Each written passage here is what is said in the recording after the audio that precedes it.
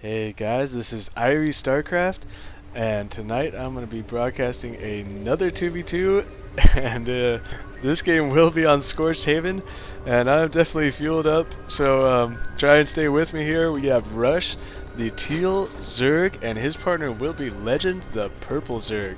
And apparently Legend wants better planes, and I don't really know what that means. But Parka will be their opponent, and he will be the blue Zerg, and his teammate will be TeachMeToWin, the red Terran. I know TeachMeToWin and Parka are a pretty highly ranked team. I know they're in the top 100 2v2 arranged teams, but they are winning at a very high clip, like at about an 80% winning percentage. But I don't think they have played in a little while. This game is a version 1.12. So that means it is like a month and a half old or whatever, but it's still pretty much the same game mechanics here, as nothing really has changed since the 1.1 start. Nothing as far as no game breakers, if you will. And so I'm expecting a game of early pressure as usual from these guys, but we will see. And this will be on Scorched Haven, which is a map that is pretty conducive to early pressure. I mean, the bases are not too difficult to defend for your teammate. If your teammate gets rushed, the distance to cover to help him defend is not that far. It's also beneficial to think about rallying troops down at the bottom to sort of get the maximum amount of mobility from base to base and pool your troops at the same time. But these natural expansions are fairly easy to defend, so a fast expansion is definitely a viable option, as Legend will be going for that, and everybody else seems to be at a standard spawning pool time. So Legend still has not gotten to throwing his down, probably shortly here. There it goes, his spawning pool. So I think I saw him saying Legend might have said he was going to go roaches. We'll see.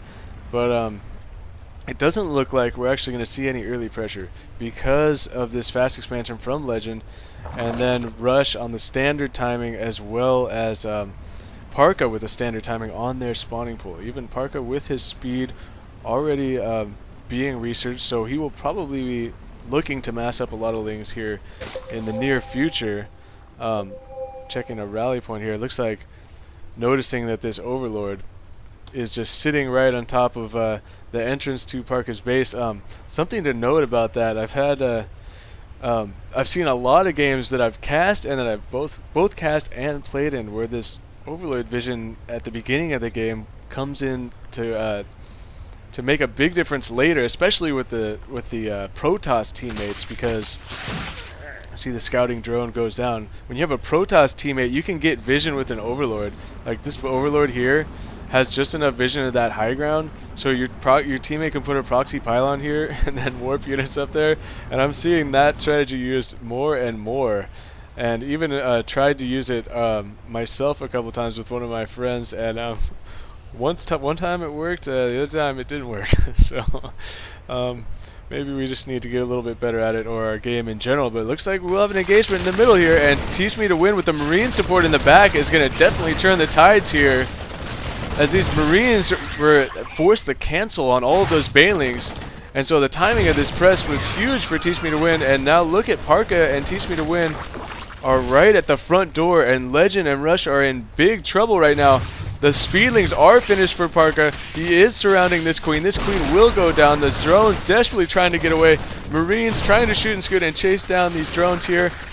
More Marines are coming in, so when I said I didn't think we would see early pressure, well, these guys, the team on the right definitely proved me wrong. They definitely had this timing attack down, and we have Marines are now about to press the front door of Legend. What is he going to be able to do? 4 roaches, 3 roaches are out, 2 more are on the way, and that will make a big difference if these roaches can get nice positioning on this ramp here, as Legend already has 2 roaches that popped out on the bottom. The banelings just came out from Rush and blew up a ton of Marines and Zerglings, so those banelings just came up huge, totally swinging the tide of battle. These roaches are cleaning up these Marines here, but there are more reinforcements coming. This is extremely intense right now. This is very close, but look at Rush sending out some more Zerglings pumping out.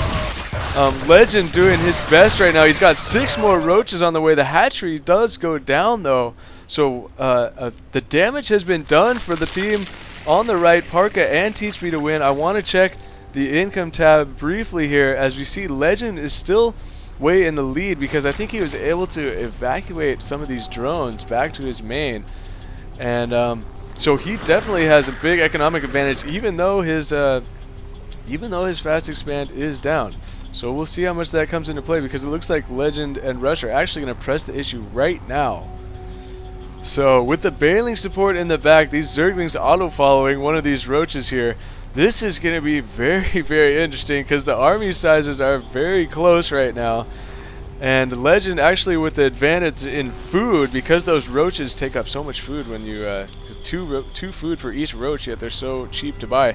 Here we go, here comes the engagement. The Zerglings coming out, the Bailings gonna blow up right here. Bunch of Zerglings go down, Bailings blowing up all over each other. One more Bailing can't make it back to the Marines, but there's so many Zerglings and roaches here that this is big trouble for TeachMeToWin and Parka. All the Marines are getting surrounded. Parka's retreating with his extra Zerglings, and with all these roaches are going to easily be able to break the supply depot choke in the front. These two Marauders are not going to be enough to ward off, with all these Zerglings quickly able to get us around there. This SCVs want to come off and fight, but they realize they have no chance unless there's any kind of reinforcements. Parka is desperately trying to send some last minute Zerglings over. The SCVs are going to wait and try and join the battle with these Zerglings, or are they? They're just going to sit over here, and these Zerglings are going to do their best to clean up, but with so many roaches from Legend are already out in the base of TeachMeToWin, it looks like this is probably going to be game here. These SCVs can't even decide whether they want to fight or try and buy more time, but they are stuck in a corner now. These roaches are just having free shots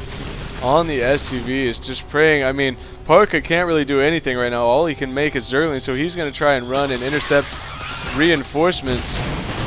But this game is pretty much over, and there goes the GG from TeachMeToWin. Rush gives the GG back, and Parka leaves the game. So another intense battle. I thought there would be some really early pressure as usual, but there wasn't. But there was definitely a delayed timing push from Parka and TeachMeToWin, which I thought was pretty well executed, but just at the last second, Legend getting a bunch of roaches out, and his partner Rush coming up with some majorly clutch banelings right there. So a good game. Thank you, Legend, for setting me this, and this is Irie StarCraft. Peace out.